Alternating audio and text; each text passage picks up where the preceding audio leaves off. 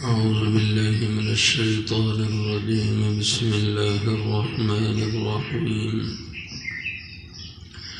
وإن من قرية إلا نحن مهلكوها قبل يوم القيامة أو معذبوها عذابا شديدا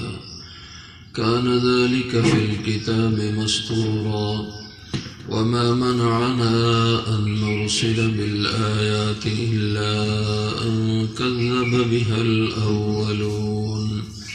وآتينا ثمود الناقة مبصرة فظلموا بها وما نرسل بالآيات إلا تخويفا. وإن من قرية اور نہیں ہے کوئی بھی بستی إلا مگر نحن مہلکوها ہم اس کو ہلاک کر دینے والے ہیں قبل یوم القیامہ قیامت کے دن سے پہلے او معذبوها یا ہم اس کو عذاب دیں گے عذابا شدیدا سخت قسم کا عذاب. کان ذلک ہے یہ بات فی الکتاب کتاب میں مسطورہ لکھی ہوئی. وما منعنا اور نہیں ہمیں روکا ان نرسل یہ کہ ہم بھیجیں بالآیات نشانیاں معجزات الا مگر ان کذب اس بات نے کہ جھٹلایا تھا بہل اولون ان معجزات کو پہلے لوگوں نے بھی. وآتینا اور ہم نے دی ثمود الناقہ قوم ثمود کو اونٹنی مبصرتاً روشن فظلموا بها پس انہوں نے ظلم کیا اس کے بارے میں. وما نرسل بالآیات اور نہیں ہم بھیجا کرتے نشانیاں معجزات الا تخویفا مگر ڈرانے کے لیے.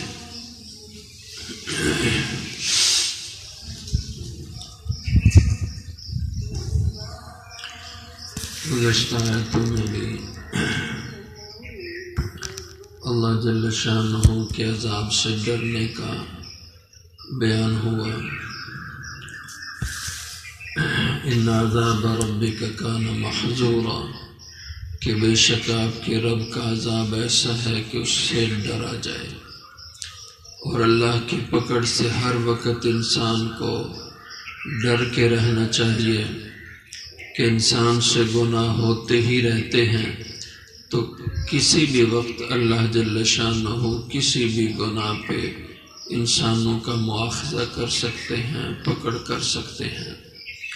تو فرمایا کہ دنیا میں جتنی آبادیاں ہیں اور وہ آبادیاں گناہ کرنے میں مصروف ہو جائیں وہاں کے لوگ اللہ کی نافرمانی میں مبتلا ہو جائیں تو اللہ جل شانہ کی پکڑ سے وہ بچ نہیں سکیں گے. وَإِن مِّن قَرْيَةٍ نہیں ہے کوئی بھی بستی آبادی إِلَّا نَحْنُ مُهْلِكُوهَا قَبْلَ يَوْمِ الْقِيَامَةِ مگر ہم اس کو ہلاک کر دیں گے قیامت کے دن سے پہلے. او معذبوها عذابا شدیدا یا اس کو عذاب دیں گے سزا دیں گے سزا سخت قسم کی. اللہ کے عذاب کے آنے اور اللہ کی پکڑ کے آنے کے دو اسباب ہوتے ہیں ایک ظاہری سبب اور ایک باطنی سبب. ظاہری سبب تو یہ ہوتا ہے جنگیں چھڑ جائیں اور جنگوں میں مہلک قسم کے ہتھیار استعمال ہوں اور انسانوں کی اکثر اموات ہو جائیں. یہ ایک ظاہری سبب ہے.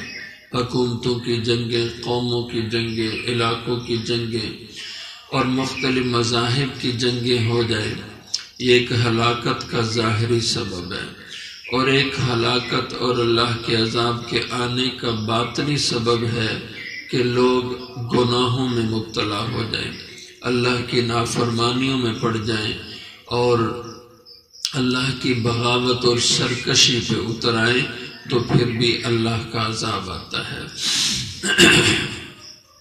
تو اس طرح فرمایا قیامت سے پہلے ایسے ہوگا کہ اکثریت میں انسانوں کی ہلاکتیں ہوں گی. اور جنگیں ہوں گی، جیسے آج کل حالات بن رہے ہیں، کتنی کثرت سے اموات ہوتی ہیں، اور جنگوں میں مختلف حوادث میں کثرت سے اموات ہوتی ہیں، اور اس کے علاوہ آفتیں، بلائیں اور حوادث یہ بھی کثرت سے آتے ہیں جن میں انسانوں کی اموات ہوتی ہیں، اور اس میں انسانوں کے گناہوں کا دخل ہے۔ ظہر الفساد فی البر والبحر بما کسبت ایدی الناس، بر و بحر میں فساد اور خرابی برپا ہو گئی انسانوں کے کرتوتوں کی وجہ سے، ان کی کمائی کی وجہ سے بر و بحر میں فساد پیدا ہو گیا۔ اور جیسے مختلف احادیث مبارکہ میں یہ مضامین موجود ہیں کہ جب لوگ گناہوں میں کثرت شروع کر دیں گے اور گناہ عام ہو جائیں گے، اور لوگ چھپ کے گناہ نہیں کریں گے، علانیہ گناہ کریں گے اور کھل کر کے گناہ کریں گے، تو پھر ان کی معافی نہیں ہوگی۔ گناہ انسان چھپ کے کرے تو اللہ کا غضب بھڑکتا نہیں ہے، لیکن وہی گناہ انسان کھلے بندوں کرتا ہے، علانیہ کرتا ہے، تو وہ خدا کا غضب بھڑکاتا ہے۔ جیسے حدیث میں آتا ہے کل امتی معافی الا المجاہرین، میری امت کے گناہ گاروں کی معافی ہو جائے گی، میں ان کو معاف کرتا رہوں گا، الا المجاہرین، مگر وہ جو علانیہ گناہ کرنے والے ہوں گے ان کو میں نہیں چھوڑوں گا۔ علانیہ گناہ، کھلے بندوں گناہ کرنا، اس کی معافی نہیں ہوتی۔ حدیث پاک میں آتا ہے کہ زمین پہ سب سے بدترین انسان وہ ہوں گے جو سر عام بدکاریاں کریں گے، لوگوں کے سامنے بدکاریاں کریں گے، جیسے حیوانات اور جانور وہ ایک دوسرے سے ملتے ہیں، جو انسان کھلے بندوں سب کے سامنے یہ جرم اور گناہ کریں گے۔ اور ایک حدیث میں آیا، فرمایا کہ جب لوگ زنا بدکاری میں عام مبتلا ہو جائیں گے، سود کھانے کو عیب نہیں سمجھیں گے، اس کو گناہ نہیں سمجھیں گے، تب اللہ کے عذاب شدت سے ان پر ٹوٹ پڑیں گے۔ تو گناہ یہ باطنی سبب ہے انسانوں کی ہلاکت کے۔ تو کوئی بھی بستی آبادی ایسی نہیں بچے گی قیامت سے پہلے مگر اللہ اس کو ہلاک کر دیں گے، او معذبوها عذابا شدیدا، یا اس کو سزا دیں گے سخت قسم کی سزا۔ کان ذلک فی الکتاب مسطورا، یہ ہو کے رہنا ہے کہ یہ کتاب میں یعنی لوح محفوظ میں مسطورا لکھی ہوئی بات ہے۔ وما منعنا ان نرسل بالآیات، جب قرآن کریم نازل ہو رہا تھا تو اہل مکہ جس کے سب سے پہلے مخاطبین تھے، وہ حضور اکرم صلی اللہ علیہ وسلم کی نبوت کی صداقت کے لیے آپ سے فرمائشی معجزوں کا مطالبہ کرتے۔ معجزات تو آپ کے کئی ظاہر ہو رہے تھے ان کے سامنے، لیکن وہ کہتے کہ اگر تم سچے ہو تو یہ صفا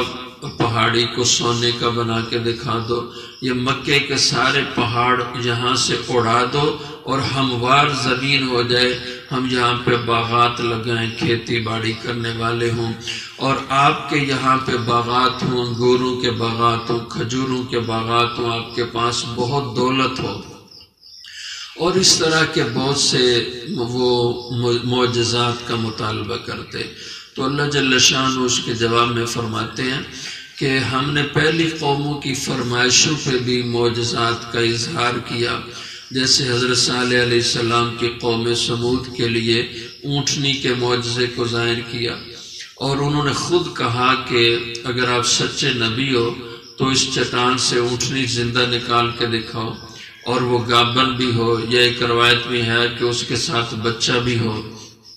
تو انہوں نے خود یہ مطالبہ کیا، اور اللہ نے ان کے دیکھتے دیکھتے بہت بڑا مجمع لگا، ان کے سامنے ان کی نظروں میں اللہ نے چٹان اور ایک پتھر سے اونٹنی کو نکالا، اور انہوں نے کوئی اس سے اثر نہیں لیا، حالانکہ پہلے قسمیں کھائی تھی اگر آپ یہ معجزہ دکھا دیں تو ہم ایمان مان لیں گے، لیکن جیسے آنکھوں سے چٹان سے اونٹنی کو نکلتا دیکھا تو کہا یہ تو جادو ہے، آپ نے تو ہم پہ جادو کر دیا، اور اس پہ ظلم یہ ڈھایا کہ حضرت صالح علیہ السلام نے انہیں کہا اب اس کو شر کے ساتھ ہاتھ نہیں لگانا، یعنی اس کو نقصان پہنچانے کی کوشش نہ کرنا، کیونکہ یہ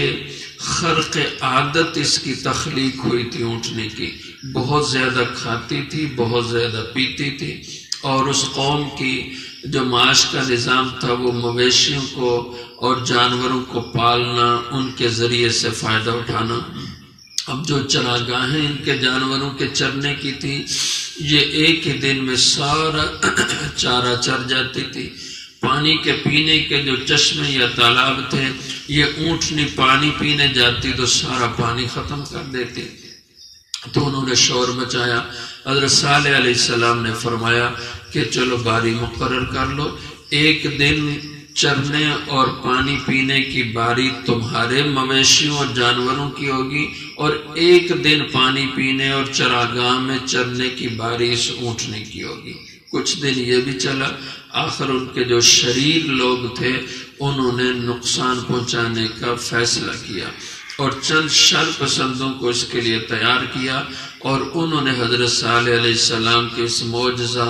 اونٹنی کی ٹانگیں کاٹ دی۔ فَعَقَرُوا النَّاقَةَ وَعَتَوْا عَنْ أَمْرِ رَبِّهِمْ، اونٹنی کی ٹانگیں کاٹ دی اور اللہ کے حکم کی سرکشی کی۔ تو حضرت صالح علیہ السلام نے جب دیکھا اور اونٹنی نے ایک خوفناک آواز نکالی جب انہوں نے اس کو نقصان پہنچانے کے ارادے سے حملہ کیا، حضرت صالح علیہ السلام سمجھ گیا کہ قوم نہیں بچے گی، اس لیے فرمایا کہ 3 دن تمہارے پاس ہیں، اور ان 3 دنوں میں توبہ استغفار کر لو ورنہ خدا کا عذاب بس آئے گا، اور 3 دن کے بعد تم تباہ کر دیے جاؤ گے۔ اور فرمایا ذالک وعد غیر مکذوب، یہ ایسا وعدہ ہے جس کے خلاف نہیں ہوگا، اس میں کوئی جھوٹ نہیں ہوگا، 3 دن کے بعد تم ہلاک ہو جاؤ گے۔ اور 3 دن کے بعد ایسے وہ حضرت جبریل علیہ السلام نے ایک زوردار چیخ ماری جس سے ان کے کلیجے پھٹ گئے، اور فَأَخَذَتْهُمُ الرَّجْفَةُ، اور اس کے اوپر اللہ نے زلزلہ بھیجا، اور یہ پوری کی پوری قوم تباہ اللہ نے کر دی، جبکہ انہوں نے اپنے کو تباہی سے بچانے، زلزلوں سے بچانے کے لیے بڑے انتظامات کیے تھے،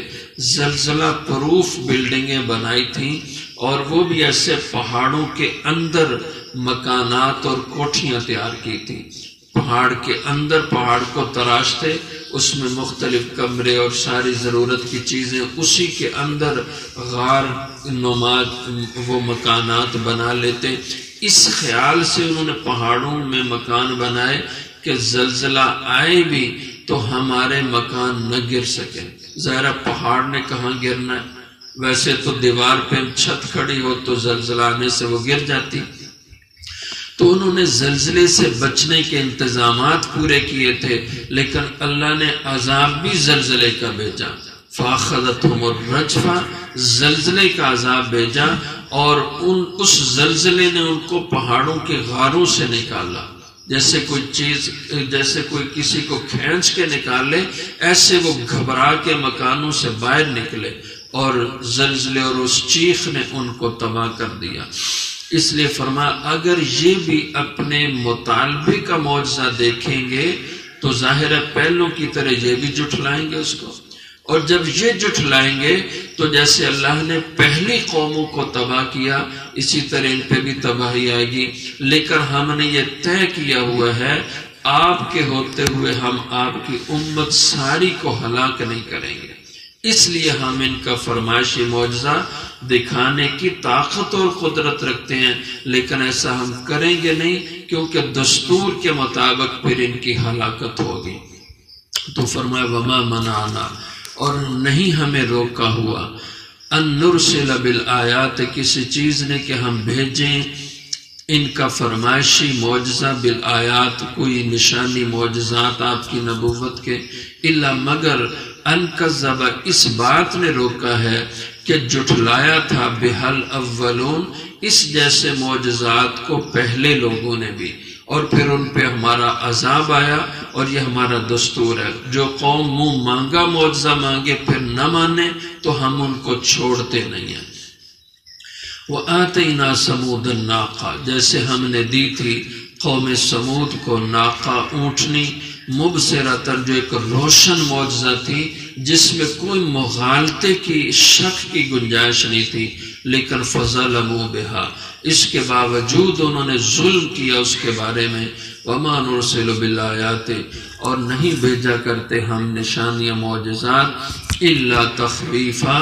مگر ڈرانے کو، کہ لوگ ڈریں اور نافرمانی سے باز آ جائیں، پیغمبروں کی مخالفت نہ کریں، ان کے اوپر حقیقت واضح اور روشن ہو جائے، لیکن لوگوں نے ہٹ درمی سے کام لیے اور سارے دلائل کو دیکھ سمجھ کر کے بھی ضد اور عناد میں اللہ کے نبیوں کی مخالفت کی۔ تو جو ضد اور عناد میں اللہ یا اللہ کے نبیوں کی مخالفت کرتے ہیں، اللہ کی طرف سے ان پہ پکڑ آتی ہے، دنیا میں آئے نہیں تو آخرت میں اللہ کے عذاب سے وہ کسی صورت بچ نہیں پائیں گے۔